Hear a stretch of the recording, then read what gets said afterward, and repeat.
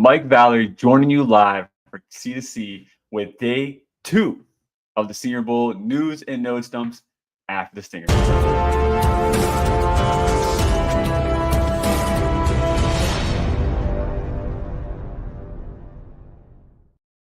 Okay, some quite literal overhead news real quick. I got a lot of pushback in the company Slack getting made fun of for, oh, is this just a terrorist video for how dark the last one was? So now you guys get to enjoy the flashbang of this fluorescent light in your eyes. I hope you guys enjoy the light. Now, going into day 2 of the Senior Bowl, this is where the players build momentum. They have, a little bit of chemistry going into day 2, but they're fixing those little mistakes. Excuse me. Whew. I've had a rough day, really high. I'm running on White Claw and Canes at the moment. So it's like back in college for me, but I'm 30 years old, so I can't handle it like that. Let's start off with the first team out. Excuse me for not having my notes already ready to go. Quarterbacks for the first day: Tyler Shuck, Dylan Gabriel, Taylor Elgersman. I can't get it, dude. It's just Taylor, the Canadian quarterback. They cleaned up mistakes, right? So like day 1 and day 2, if you had to pressing to put a number to like fumbles on snaps, like probably like 5 to 6 from each group.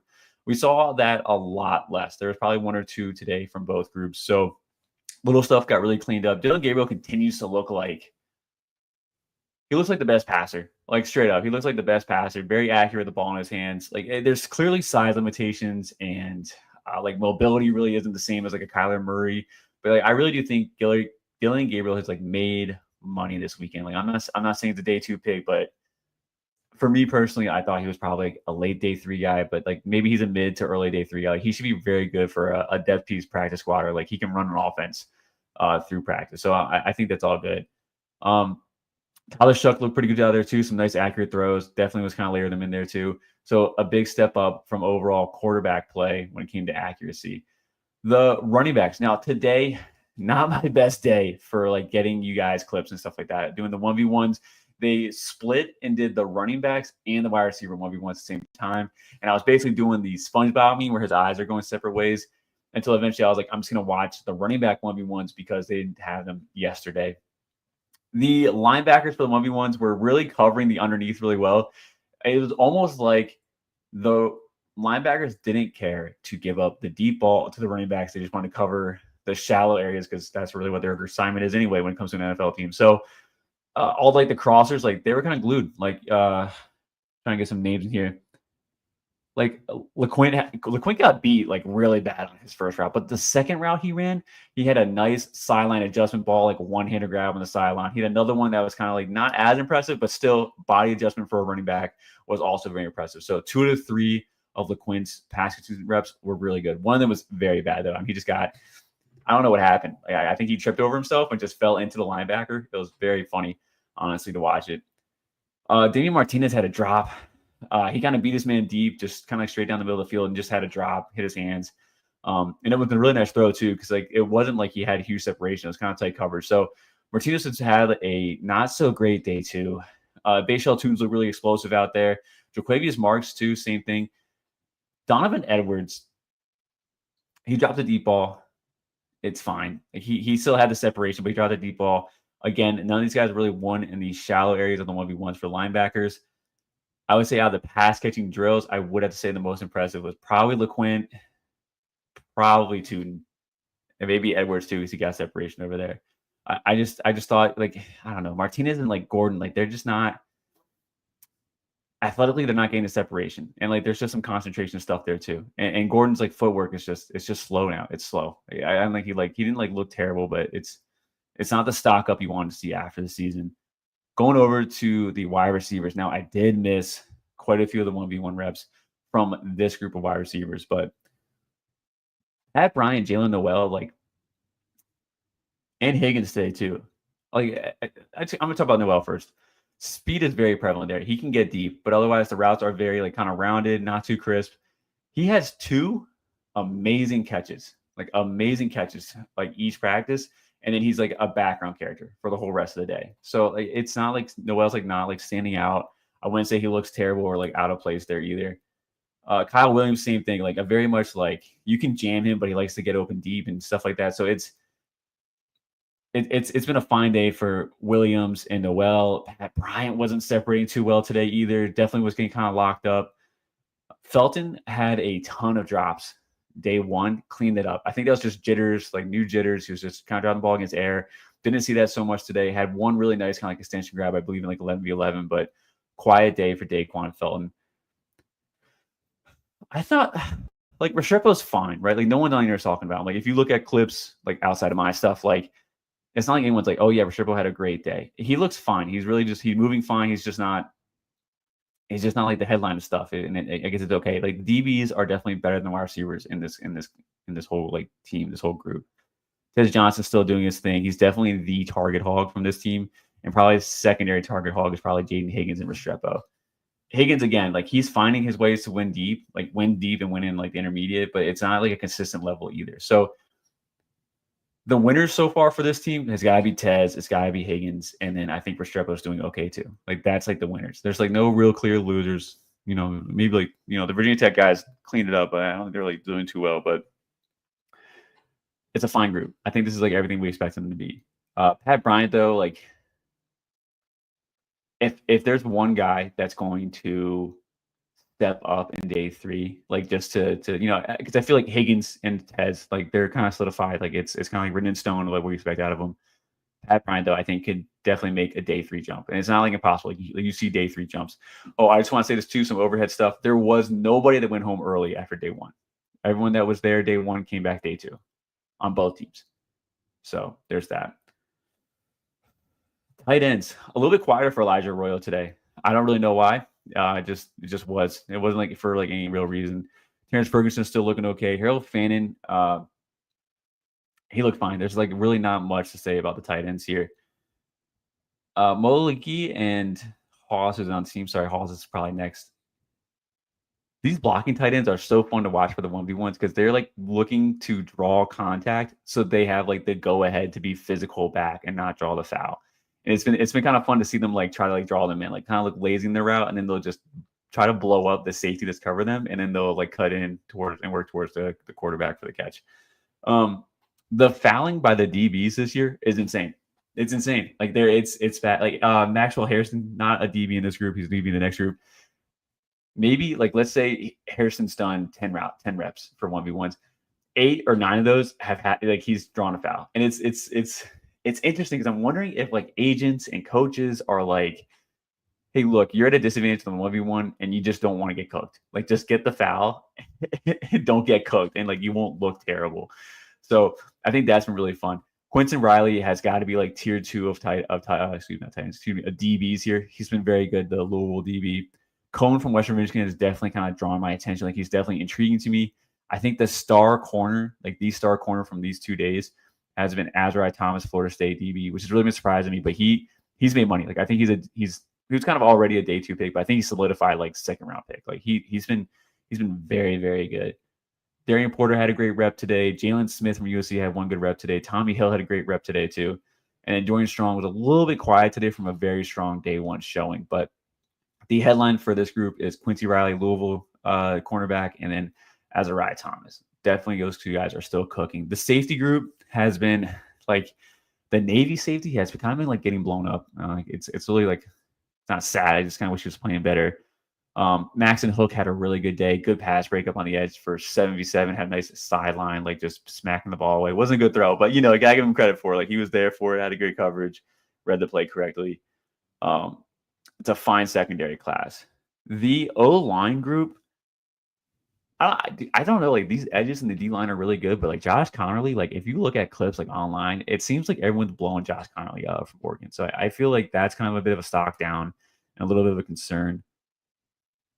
Ezere, or I hope I'm saying that right, but the Minnesota tackle hasn't been as dominant as I thought he'd be. He's considered a first rounder. Maybe that's kind of like off the back of last year's tackle in the first round from Minnesota, but it's not like he's doing bad. I just expected more out of him, I'm trying to say. So he's not dominating. It's a very strong defensive group, but he's not really standing out either. The Small school guys are doing like really good. Gray Zabel, who's a tackle from North Dakota State, who's moved inside into the interior and even has a center. This dude's winning reps against major names. I don't know where he's going in mock drafts. I should really look it up, but there's no way this dude's not a second round pick or even better. And if he goes second round because he's a small school guy, you might get a like discount for him on your team.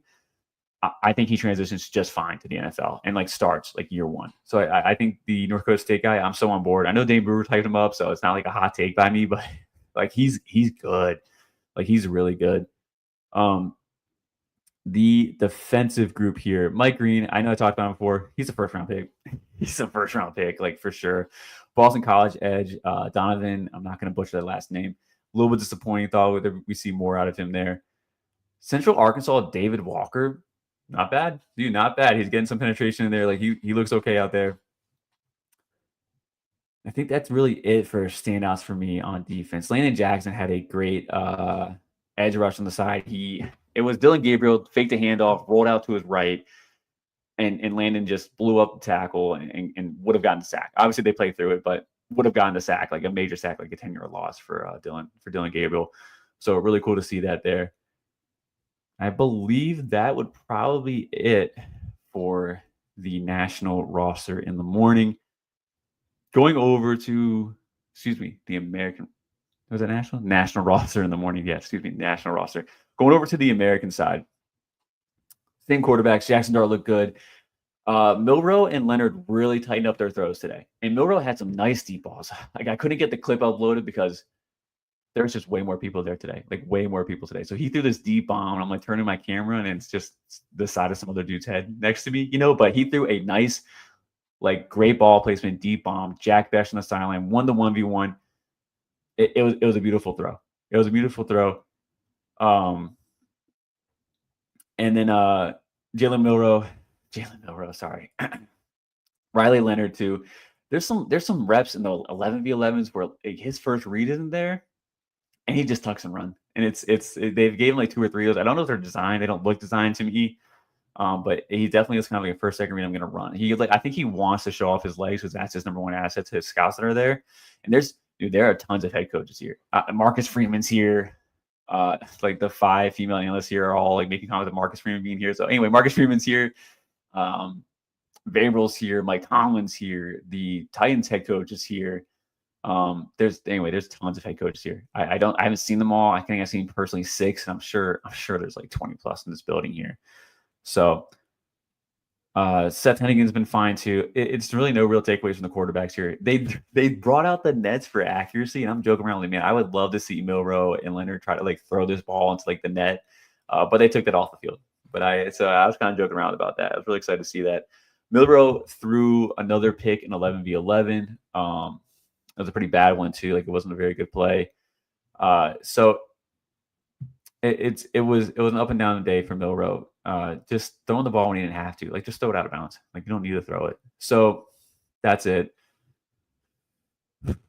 Excuse me. Brashard Smith and his routes look good. Like last year, we saw a lot of double catching from the running back group. We didn't really see that this year. Brashard Smith, Etienne, Neal, Yarns, RJ Harvey, Jarquez Hunter. No real like drops in their routes. I will say this though. Jarquez Hunter had the ball ripped out of his hands in 11v11. That was kind of tough to see. So it was fine. Running up the middle, RJ Harvey, like a lot of in these interior runs. I would say the best run of the day came from Devin Neal. It was a 11v11. The hole was between the tackle there. Got through the hole, juked out the first man, and then he kind of like hit the like in between 2 DBs and just kind of like went for probably would have been 20 yards before he got tackled by the safety. But it's again, that's a pretty good run. Like they don't have too many opportunities to do that there. They're playing a little bit more aggressive than they normally do. Normally it's just wrap up and touch. They're kind of like they're still wrapping, but like they're hitting hard before they wrap. So it's really cool to see that. Nice that they're getting a little aggressive out there, but not too much. Like you don't want injuries out there. Which there was one injury. I'll talk about that later.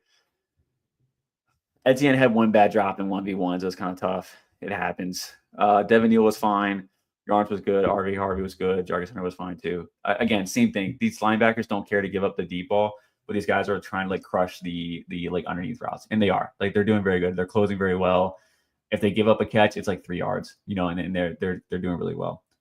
The wide receivers, Isaac Tesla's speed's been on display. Like he's been getting deep. He's been very like on the same par of Jalen Noel, and he's a little bit taller too. So like I thought that was pretty good. Jamal Pritchett from South Alabama, he gets locked up, but he's out there fighting, man. Like, he's real scrappy, so I'm all about it. Jack Besh, who I've been talking about, he gets separation. There's a very clear, I don't know what to call it. He's not there athletically. Like he can get separation. He's very good in these tight window throws, very reliable hands. But like when he gets like some separation on a route, the window's like it closes fast. He doesn't have that top end speed to like really separate. So I really like Jack Besh. I think he's had some really nice plays, some really nice catches out there. I think he's really profiling. He's like a solid like wide receiver 3-4 like rotational piece. He just hasn't been bad. So anyway, have to say about Jack Besh. I love him. I've been really loving the skill set. Very clearly doesn't have like the top end speed. DK's kind of been locked up. Ty Felton's been like up and down 50-50. I was actually talking to an NFL guy. I'll leave his name out of it. And he said Ty Felton was a winner. And I was kind of like, but like, where'd you have him before? And he was kind of like super low. But like, I have him like way higher now. He's definitely a servable guy. Very good speed. Loves the underneath routes. I did an interview with him. Should be up on the YouTube channel. Great kid. Love talking to him. And it was funny because I asked him, like, what's your favorite drills? And he pretty much said anything that involves like short comeback routes. So I guess the guy really loves like the short area routes and the yak stuff too. So I think that's pretty cool. Rue McCoy. Oh man, did I see Rue McCoy there today? Let's put a pin in Rue McCoy. I'll come back to you guys tomorrow with some Rue McCoy news for sure. Arian Smith, 3 drops against Air, like in the warm-ups. It was tough. He had a drop deep too. He had one great catch deep, but like the drops were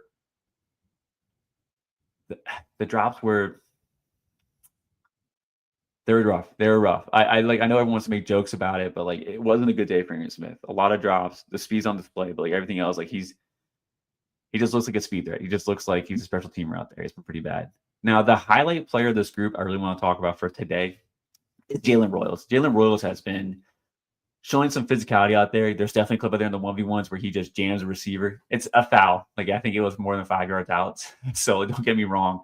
Like it wasn't a good play, but it's good to see the physicality with the play strength because these G5 guys coming up to these, well, everyone there is an NFL talent and showing that he can like hang with this type of talent. Like that's huge. It's huge. And he's like being successful. I think he won every single route today, even if you count the flags. Everyone's kind of fouling each other because nobody wants to like look bad. He looked great. Like he looked great. Some nice release too. Like he's looking quick. So I think that's really like that's good stuff out there. When I asked him in the interviews too, because I'll ask him like, hey man, like Madden does rookies dirty. Like, what do you think your best attribute would be? And I really just want to like see like what they think their best trait is. And he didn't say speed, which was kind of surprising to me. It was very interesting to me. So I thought that was pretty interesting. So speed was on display. Jalen Royals, great day, like huge stock up. So top 4 wide receivers here, gotta be Tez, gotta be Xavier Strepo. Higgins has to be in there. Super not like he hasn't been like so like he's not like just let me just keep going. Sorry. Higgins and Jalen Royals. Like those 4 guys have been like really separating. And then Jack Besh has played well. Once again, athletic limitations are clearly there. So it's more of an honorable mention for Jack Besh. But like those are the guys here. Jalen Royals, day 2, massive winner, has just been like really, really adjusting very well compared to day 1. He looks good. The tight ends for this team, Mason Taylor is like crushing out there. Like Mason Taylor is like legit tight end 3 in this class for me at this point. Like he's crushing it. Like he really is. He look good. I haven't gotten to talk to him. He's moving way better. Like they have these safeties covering the tight ends. I don't know if you have noticed that. Safeties covering tight ends. It's not really linebackers. In the past, it's been linebackers. They're doing safeties here. They're not mixing the safeties and the DBs. The DBs are covering the wide receivers. Safeties covering tight ends. So anyway, Mason Taylor has been cooking the safeties. He's been cooking them. CJ Dupree's been kind of getting beat. Fedone looks really kind of like Fedone just looks awkward and violent. Reminds me of Purdue's tight end that came out a year or two. Payne. Anyway, Fedone's been fine. Jackson Hawes, the blocking tight end from Virginia Tech, he loves to get physical. Like he is getting beat, but like he certainly doesn't shy away from contact. And then Jake Billingswell has been up and down as well. So Mason Taylor, tight end, very clear winner today. Jalen Royals, very clear winner today. Jack Besh, small winner today. Going over to the offensive line, Emory Jones has been good on the edge. I think the Arizona dudes, like, it's not the strongest offensive line group here because the defensive side is like so dominant. It's weird. Let me get into it. Walter Nolan's been great. Deion Walker from Kentucky has made some money. Talking about him yesterday. His measurements are insane. He gives this initial effort, and it seems like if Deion Walker doesn't win, let's say like the first 0.5 seconds of a play, it seems like he just kind of like relaxes and backs off, and it's just whatever. And I kind of like hate that. It's like an effort thing. You can coach that out of him. I don't know if he's just doing it to conserve energy or what. It's just my observation. He's still like an amazing animal when he tries, which you can definitely see that on display. But more often than not, it seems like he's playing a little too relaxed out there. I would love to see him just go 100%. The edge from Ole Miss, Princely, I don't want to butcher his last name. He's been living up to the hype. Kyle Kennard from South Carolina has been pretty disruptive. Shamar Stewart from Texas A&M has been like winning reps, has been like really good. And he is getting into the offensive tackle. He's getting in their face like pretty hard. He forced a fumble on Dylan Gabriel, just slapped the ball out of his hand. It was awesome.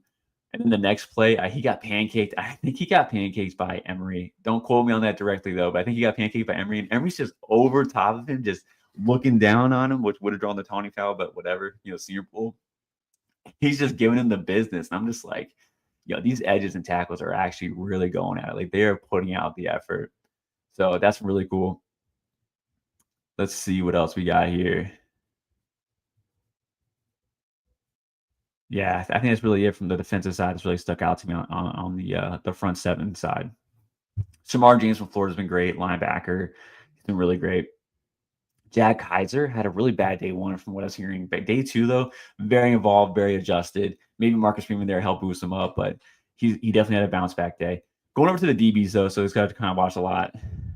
Hunter Wohler from Wisconsin has been getting kind of cooked. I kind of said it day one, but like day two, like it's the same thing. He got fouled a little bit here, but like he's kind of getting cooked.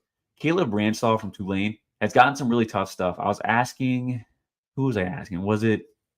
I think it was Ty Felton. I asked Ty Felton who was the toughest competition he was going up against this weekend, and he said Caleb Branshaw loves lining up against him, really challenges him. So he's really enjoying his matchup against Branshaw. Dante Trader from Maryland he's been kind of shutting down tight end, exception of Mason Taylor. But Dante Trader has been great.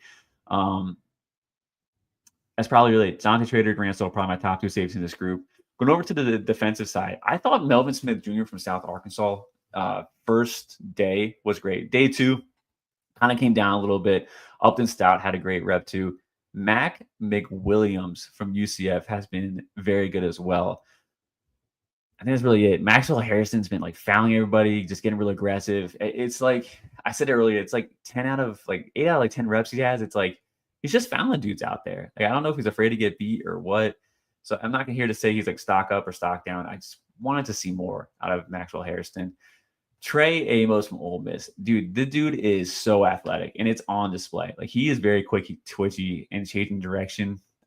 He got hurt today. He got helped off the field. It didn't look serious. There was no car that came out. Like not like trainers were running over there. His own team just kind of helped him over to the sideline. It was a right leg injury. I'll get more information for you guys tomorrow. I'm just expecting him not to show up. It's just the last day. He doesn't super need to be there either. So I would expect Trey Amos to be out tomorrow. Jacob Harris from Kansas State, kind of getting cooked. I'm sorry. He's trying to get cooked. Like wanted to see more. He's definitely getting yelled at by DB coaches. Like, you can't do that. It's been interesting. Him and Brandon Adams, I want to say, had a rough day too.